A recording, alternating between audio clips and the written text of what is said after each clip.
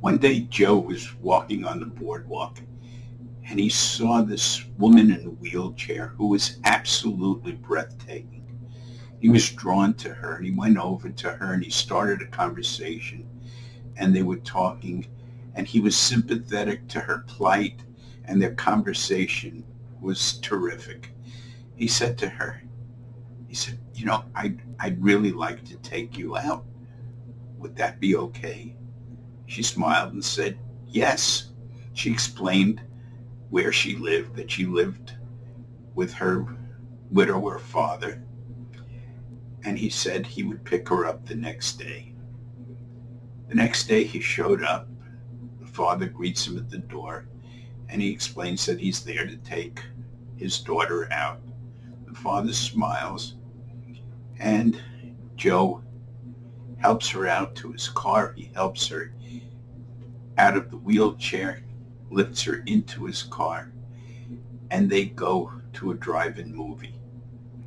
And halfway through the movie, he leans over and he gives her a passionate kiss, and she responds, and they start really making out. And he looks at her and he says, afterward, what would you like to do? And she looks him in the eye and she says, I'd really like to have sex with you. So he smiles. The movie ends, and she directs him to take a country road into an isolated area in the wilderness. And when they get there, she points to a tree with a long horizontal branch. And she says, take me there and put me over the branch, and then we can have sex. So he takes her out. He drapes her over the branch, and he has wonderful sex with her. Afterwards, he carries her back to the car, and he takes her home. The next day, he's feeling very guilty that he took advantage. So he goes back to her house, and the father opens the door.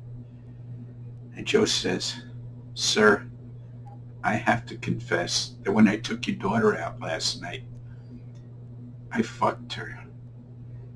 Father smiles at him and says, Joe, it's okay. Every other guy left her hanging over the branch.